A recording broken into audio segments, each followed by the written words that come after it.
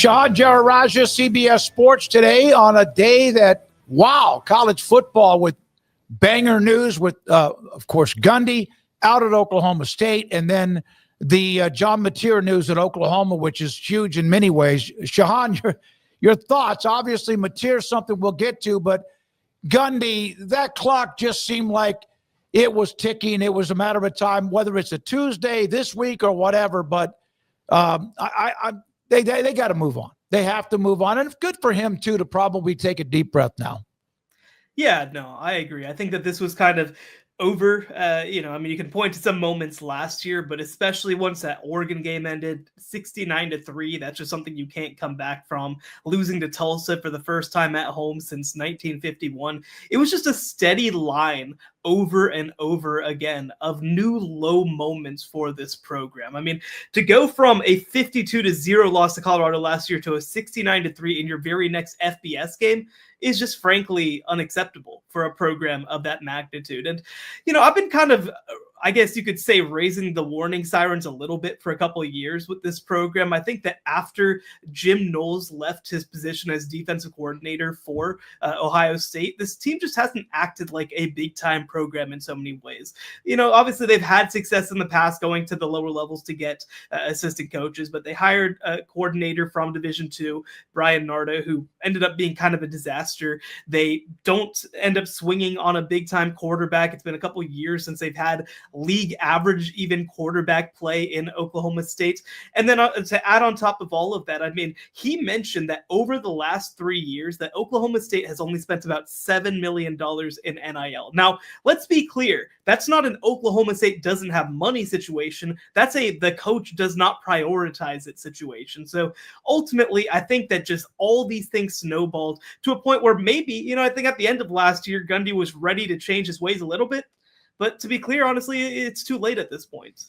Yeah, just based on haircut alone, he's not a guy who makes changes easily, and I felt it at the end of last year, and I guess it was buyout math why they didn't. But when you're almost parting ways at the end of one season, it's not going to miraculously get better at the beginning of another 6 months later.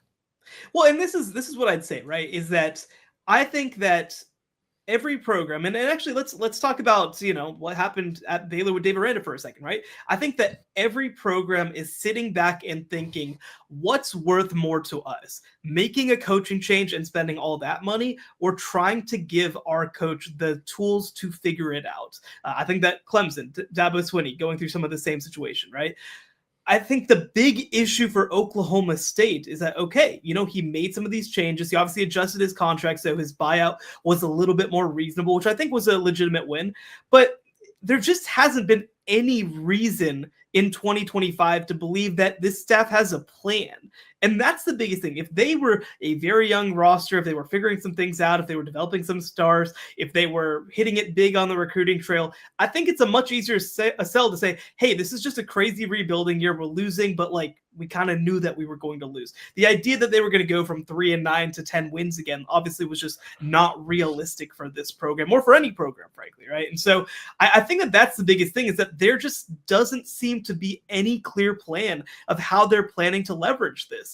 Because again, you have two of the worst results in the history of your program in the 69-3 loss to Oregon and the 19-12 loss to Tulsa at home. So if that's the case, if you don't even have young, exciting players coming into the program, I just don't know where you go from here. And I think that as much as obviously going 3-9 last year and whatever it is, 1-3 to start this year, I think it's just as much that they don't have a clear plan heading forward, and they were going to try to get by with more of the same.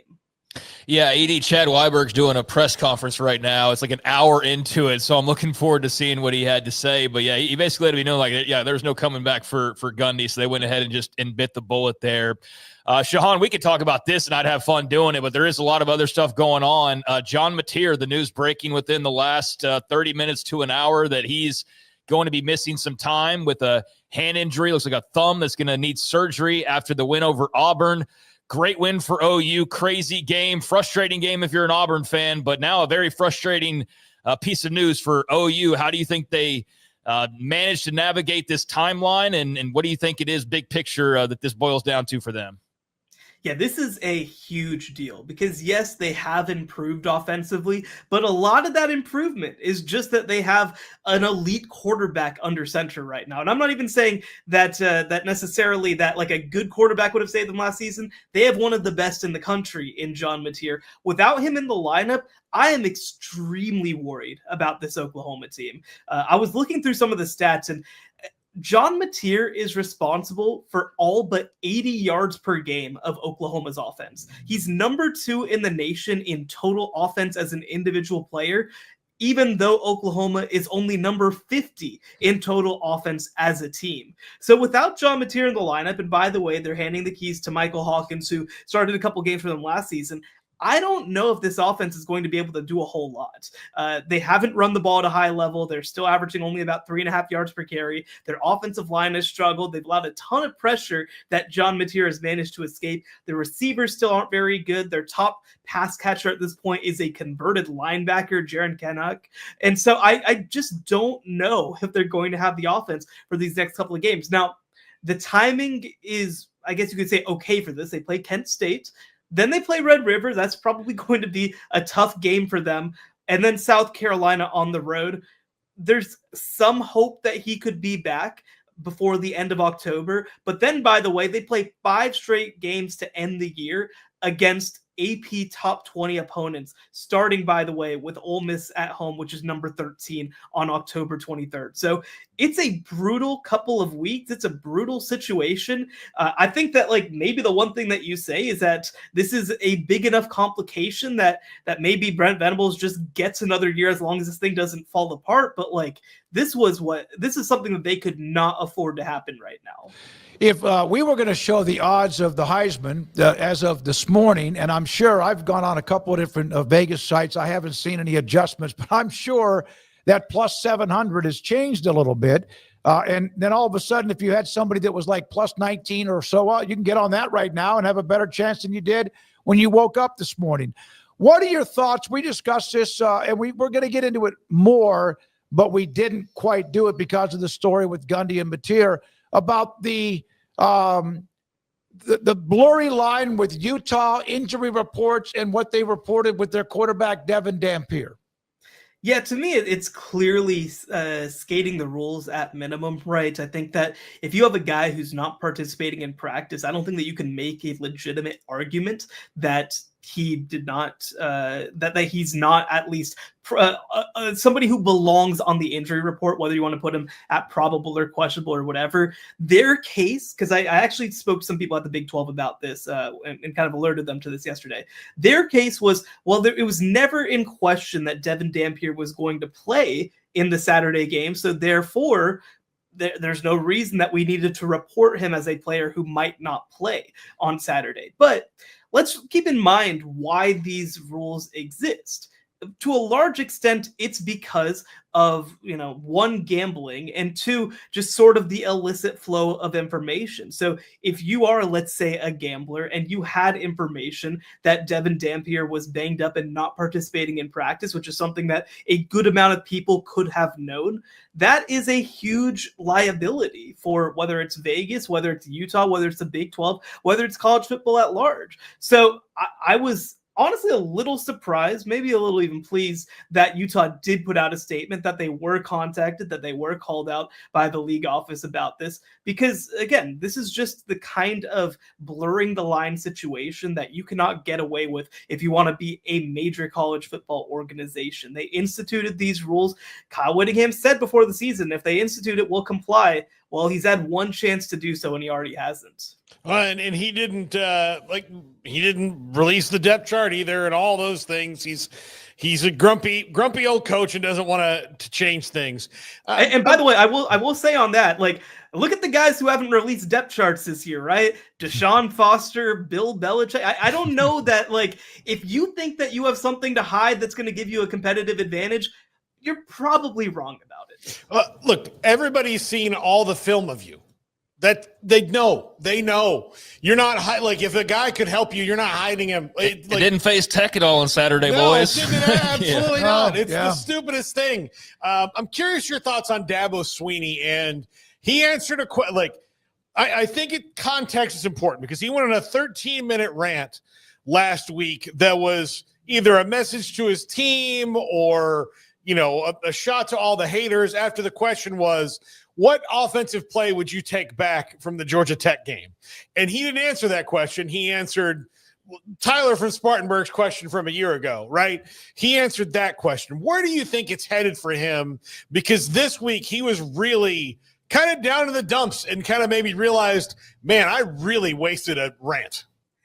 Well, I'll tell you what, I think that this is kind of what I was hoping to see from him. And what I mean by that is I think that it is one thing to be winning 10 games a year and not 12 and for fans to complain, right? Like, I think that that's, if you're a coach, right? Like, to feel like that's taken for granted. I understand some of that frustration.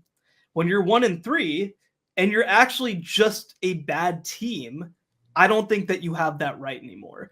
And I think that Dabo Swinney's realizing that, hey, this isn't fans being spoiled anymore. This is fans having expectations that are reasonable and valid. I can't just point to the fact that we've won 8 of the last 10 ACC titles. We had a team coming into the year that was rated maybe the most talented roster in the country. I think that a lot of people could have argued. We were clear favorites to win the ACC, and we already have 2 ACC losses and a 1-3 record for the first time in at least 15 years. So this is going from a place of this is bad for Clemson to this is bad. And I think that the fact that Dabo Swinney is being a little bit more humble about that, I guess you could say, is actually a very positive sign. Because I think that with a lot of the changes that they've made over the past couple of years, it's in their minds trying to go from good to great. Well, this is trying to go from not good to great again. And when you have that mindset about things, I think it can spur a little bit more growth and decision making. So this is what I hope to see. And I mean, again, we talked about it when it, a little while back when we were talking about Gundy, right? It's like, it's a question of what do you gain if you decide to make this decision versus investing in the guy and trying to let him figure it out. I think that the Dabo Swinney situation leans a little bit more towards, hey, you know what? I think that Dabo Swinney with $60 million is probably better off than paying $60 million and trying to hope that you hire somebody who will never be the greatest coach in Clemson history because Dabo Swinney has locked that spot up. So again, it's a lot that they have to figure out. I mean, some of this is incomprehensible because if there's one thing that you haven't been able to say about Clemson teams over the years under Dabo Swinney, it's that they don't play hard. They've always played hard. They've always maximized what they've had. It's been a question of, can we get more than what we have? Well, now this team is not playing up to its potential for the first time that I can remember. And that's something that in some ways is even more complicated to figure out. Shehan, I didn't initially plan on asking you this, but you brought up Dave Aranda earlier, and just with all the news that we're talking about here, the loss to Arizona State, a game that was right there for the taking, but just turnovers and penalties, and they let one slip away at home. And kind of the malaise that the fan base has right now. You're an alum. I know you've got the media cap on as well a lot of times, but from that vantage point that's so unique, kind of how are you feeling about the state of things at your alma mater and just the kind of thoughts about the future as a whole? Well, let me start with this. I think that starting 2-2 is disappointing. I don't think that there's any two ways about it. I think that, but I think that also I didn't get a chance to watch much of the Arizona State game live. I went back and watched it after. And because of that, because I didn't have question about the final result, I probably felt a little bit better about the performance than some other people did.